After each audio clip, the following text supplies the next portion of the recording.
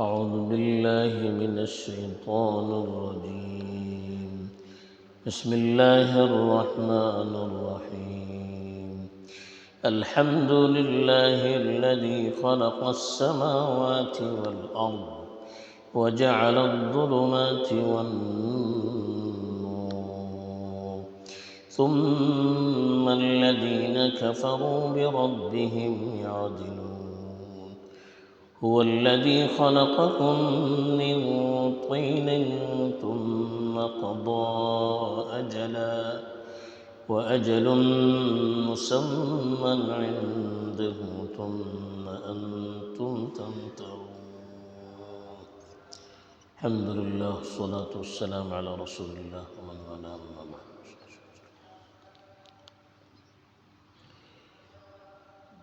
اب جو آیات تلاوت کی گئی ہیں یہیں سے ایک دوسری صورت شروع کی جا رہی ہے جس صورت کا نام سورۃ الانعام رکھا گیا ہے. انعام چوپایوں کو کہتے ہیں، چونکہ اس صورت میں بھی بعض چوپایوں کا ذکر کیا گیا ہے اور مشرکوں کے نزدیک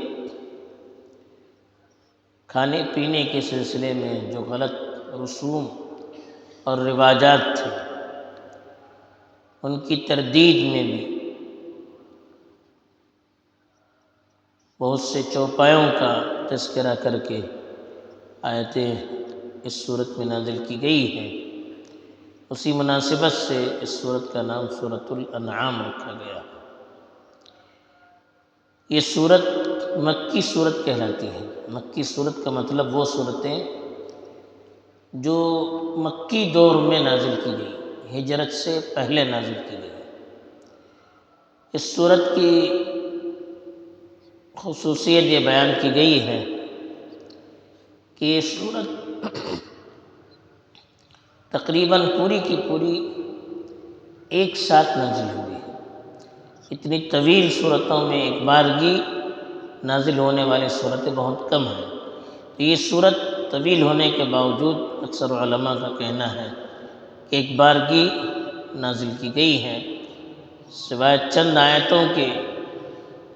4-5 آیتیں بعض علماء نے لکھی ہے جو مدینے میں نازل ہوئی تھی، لیکن بعد میں اس صورت کے اندر اس کو اللہ کے رسول صلی اللہ علیہ وسلم نے داخل کروایا تھا.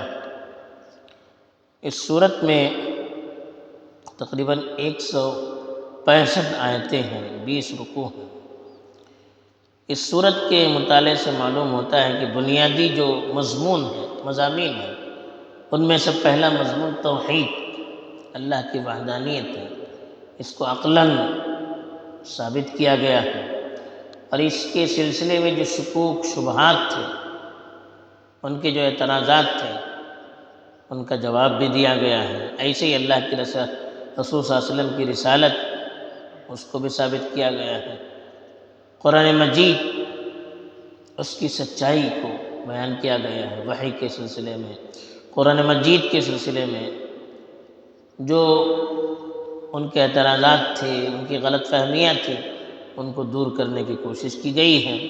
اور اس ضمن میں بہت سے انبیاء کے اور پرانی قوموں کے واقعات بھی بیان کیے گئے ہیں، جس سے رسول اللہ صلی اللہ علیہ وسلم کی تائید بھی ہوتی ہے اور جو آپ کے مخالفین تھے ان کی تردید بھی ہو جاتی ہے. اور کچھ احکامات بھی ہیں، کچھ اور قصے بھی ہیں. تو اس طرح سے یہ صورت انتہائی جامع ہے اور آیات بھی بڑی مرتب ہے. مرتب انداز میں یہ صورت نازل ہوئی ہے، جس سے آیت ایک دوسرے سے جڑ کر معلوم ہوتی ہے اور مضامین بھی ایک دوسرے سے مناسب معلوم ہوتے ہیں. اور بہت سی چیزیں ہیں جو انشاءاللہ آگے جب تلاوت کی جائے گی اس سے معلوم ہو جائے گا. اللہ تعالیٰ کا ارشاد ہے، بسم اللہ الرحمن الرحیم. شروع سے اللہ کے نام سے جو بڑے مہربان اور انتہائی مشفق ہیں. الحمدللہ الذی خلق السماوات والارض. تمام تعریفیں اس اللہ کے لیے ہیں جس نے آسمانوں اور زمین کو بنایا. وجعل الظلمات والنور. تاریکیوں اور روشنی کو بنایا۔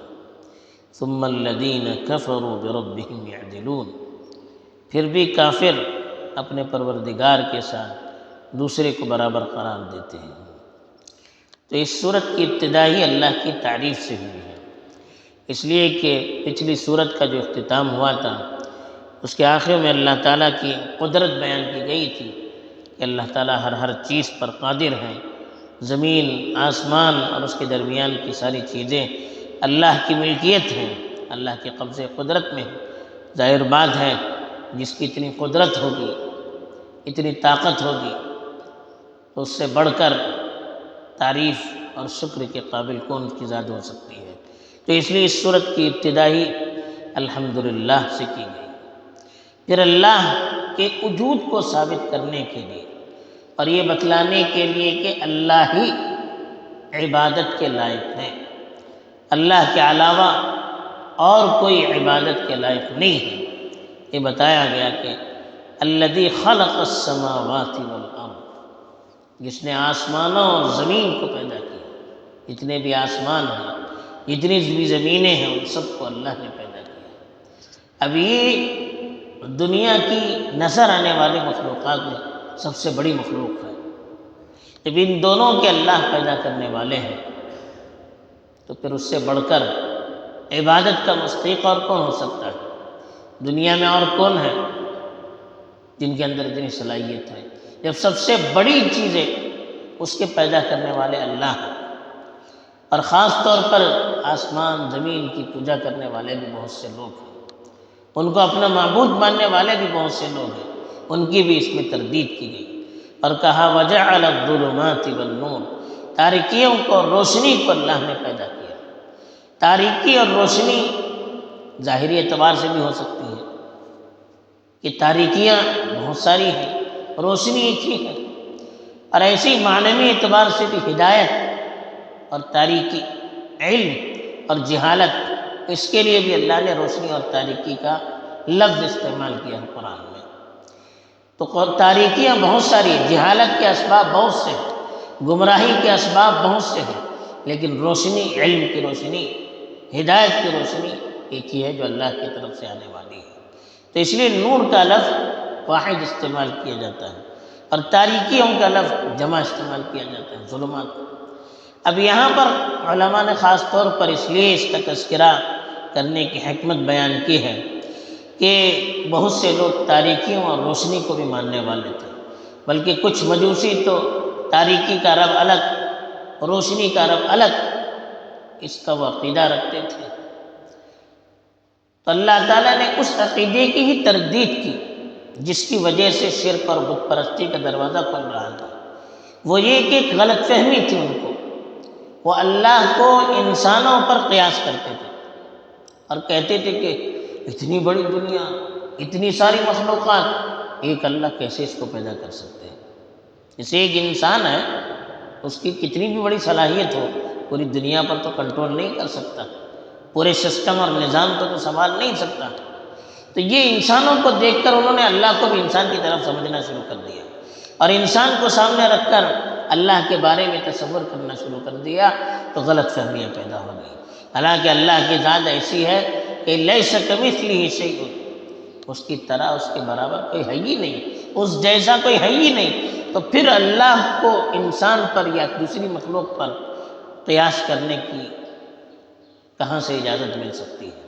کیسے ہم دوسری مخلوق کو اللہ کی طرح سمجھ سکتے ہیں، یا دوسری مخلوق کو سامنے رکھ کر ہم اللہ کو سمجھ سکتے ہیں؟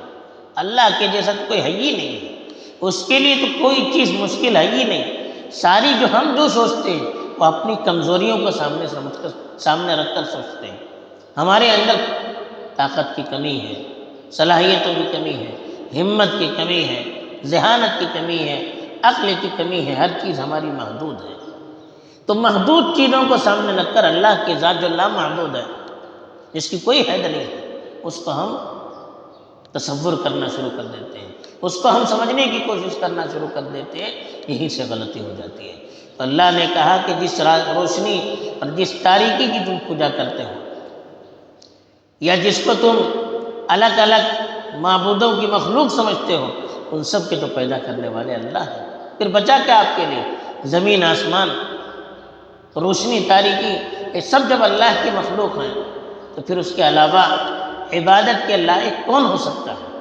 اسی لیے کہا ثم الذین کفروا بربہم یعدلون، پھر بھی کافر لوگ اپنے پروردگار کے ساتھ دوسروں کو برابر قرار دیتے ہیں۔ یہ کیسے ہو سکتا ہے؟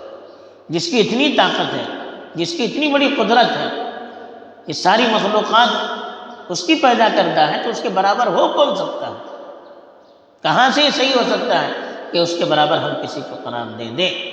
تو یہ جو غلط فہمی ہے لوگوں کی، اس غلط فہمی کو اللہ تعالیٰ یہاں دور کر کے بتا رہے ہیں کہ عبادت کی ذات سوائے اللہ کے اور کوئی نہیں ہے، اللہ کے برابر اور اس کے شریک، اس کا پارٹنر کوئی ہو ہی نہیں سکتا۔